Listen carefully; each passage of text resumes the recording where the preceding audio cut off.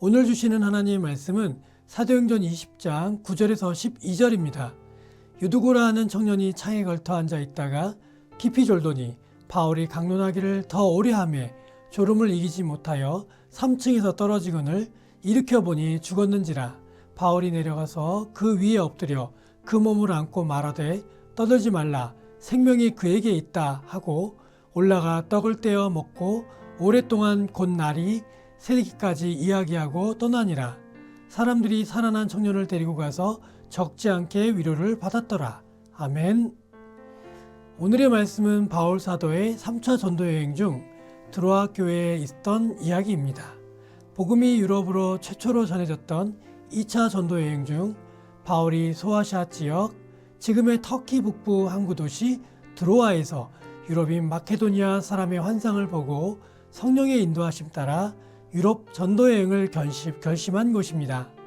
드로아 교회는 바울 사도가 직접 개척한 교회는 아니었습니다. 소아시아 에베소 지역에서 오랜 시간 전도했던 바울 사도의 영향으로 생긴 교회입니다. 당시 드로아 초대교회 교인들은 바울 사도를 직접 뵙기를 간절히 사모했을 것입니다. 그런데 마침내 바울 사도께서 3차 전도 여행을 마무리하며 예루살렘 교회로 귀환하기 전에 드로아 교회를 7일 동안 방문하게 됩니다. 드로아 교회는 너무나 흥분된 분위기입니다. 많은 이들이 바울 사도에게 예수 그리스도에 대한 복음 이야기를 직접 듣고 싶어 했습니다. 그리고 수많은 궁금한 사항과 질문들을 안고 모였을 것입니다.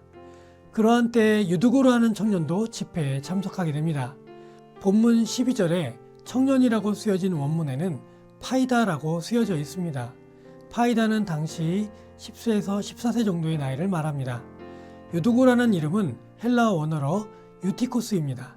유티코스는 당시 노예나 종들에게 많이 쓰이던 이름으로 복되다, 행운이라는 뜻입니다. 우리나라로 치면 복둥이, 복돌이 정도 되겠습니다. 노예 소년 복둥이는 이출 때부터 일몰 때까지 고된 일을 마치고 바울 사도를 직접 뵙고 예수 그리스도에 대한 이야기를 자세히 듣기 위해 드로아 교회로 달려왔던 것입니다. 말씀을 사모하는 소년 복둥이 유두고, 집회 마지막 날, 그날은 성찬식도 있는 날이었습니다. 유난히 많은 사람들이 집회에 모였고 노예 소년 복둥이 유두고는 마땅한 자리를 찾다가 창틀에 앉게 됩니다. 그런데 강론하기를 더 오래 하매 졸음을 이기지 못하고 그만 3층에서 떨어집니다. 12절을 유추해 보면 소년 복둥이 유두고는 성도님들에게 많은 사랑을 받았던 소년이었던 것 같습니다. 그런데 그 유두고가 다른 이유가 아니라 말씀을 듣다가 교회 창에서 떨어져 죽은 것입니다.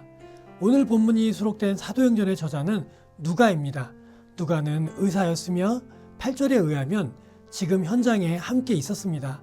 그런 그가 9절에 일으켜보니 죽었는지라 라고 사망 선고를 내린 것입니다.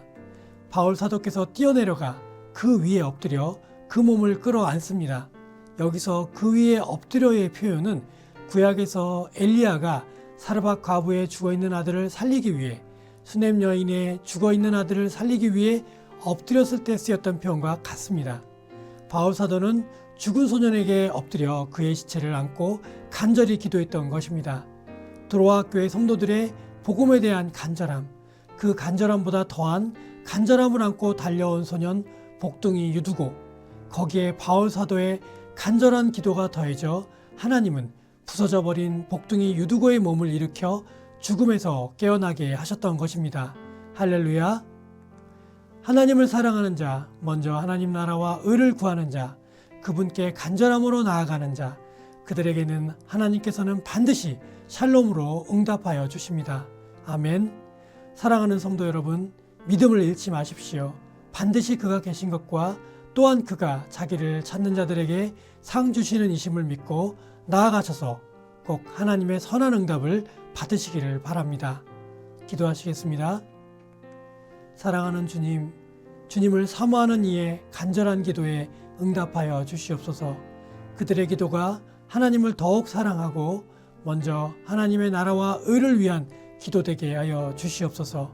예수 그리스도의 이름으로 기도드립니다. 아멘.